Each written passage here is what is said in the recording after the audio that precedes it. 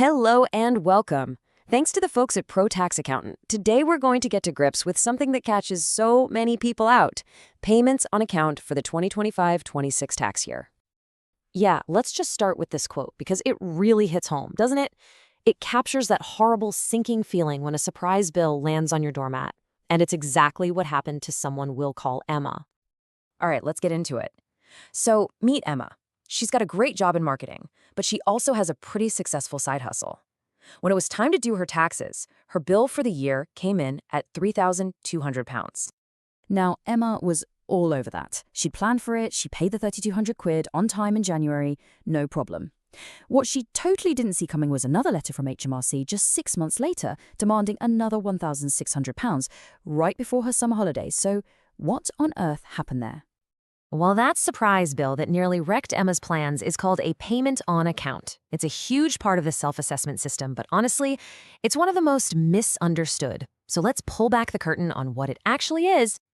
To put it really simply, it's HMRC's way of getting you to pay your tax bill for the current year in advance. You see, they look at what you earned last year, and they just assume you're going to earn about the same this year. So they ask for the tax in 2 chunks up front. You know, a really good way to think about this is like your energy bill. If you had a really cold winter and used a ton of heating, your energy company assumes the next winter will be similar and sets your direct debit based on that past usage. HMRC is doing exactly the same thing with your income. And this is the rhythm it follows. Once you get your head around it, it's actually pretty predictable. You've got 2 big deadlines, January 31st and July 31st. Then, the following January, you do a final calculation and settle up any difference. Maybe you pay a little extra, or maybe you even get a refund. So we know what they are, but the big question is, does this whole thing even apply to you? Because, not everyone has to do this. There are 2 really clear conditions, and you have to meet both of them for this to kick in. It's not one or the other, it's both. And here they are. Rule 1 was your last tax bill more than £1,000, and Rule 2 was less than 80% of that tax already paid for you, through something like your main job's PAYE. If you're sitting there nodding yes to both of those questions, then yep, you are almost certainly going to have to make payments on account. And you can see here, this really does affect a whole range of people. It's not just for big business owners. It often catches out people with side hustles, freelancers who've had a really good year, company directors who take dividends, and of course landlords. The thing they all have in common is that chunk of untaxed income that pushes their final bill up. Okay, so that's the theory, but let's look at a proper example. Let's crunch some actual numbers to see exactly how HMRC figures this stuff out. Okay, so let's meet Sarah. She's a freelance graphic designer. Last tax year, she did really well. She made a profit of £40,000.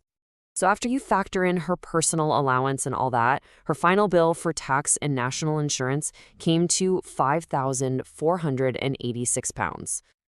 Right, because her bill was way over £1,000 and none of it was paid at source. Payments on account are triggered. And the maths is actually pretty simple.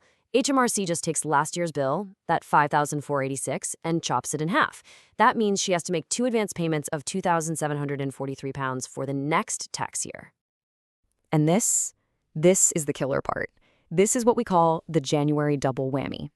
On January 31st, Sarah doesn't just owe that $5,500 for the year that's already finished. She also has to pay the first advance payment for the year she's currently in, all at once. That's a whopping £8,229 due on a single day. Ouch.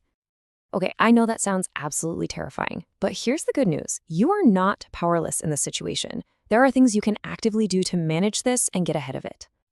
A really common question we get is, what if my situation's changed? What if last year was amazing, but this year is looking a lot quieter? Well, the great thing is you don't have to overpay tax based on a year that was unusually good. HMRC has a proper process for this. You can actually log into your online tax account and formally ask them to reduce your payments on account. You just need to give them a sensible reason, something like you expect your profits to be lower or you've started a new payee job. But, and this is a big but, you have to be realistic. If you reduce your payments by too much and then you end up having a better year than you thought, you'll still have to pay the tax you owe, and HMRC will add interest on top for the shortfall.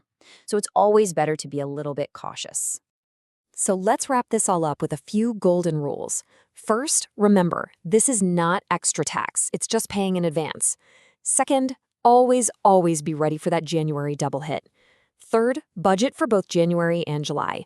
Fourth, if your income drops, definitely apply to reduce your payments, but don't get carried away. And finally, the best advice of all, open a separate bank account, call it your tax pot, and get into the habit of putting a percentage of every payment you receive straight in there. It completely changes the game. Look, understanding these rules is the absolute key to taking back control of your cash flow, but applying them to your own unique situation, well, that's where it can get tricky. If you want to plan with total confidence and make sure you're not paying too much or too little, it's always a good idea to chat with an expert. The team at ProTax Accountant, who put this whole presentation together for us, are brilliant at helping you navigate all of this.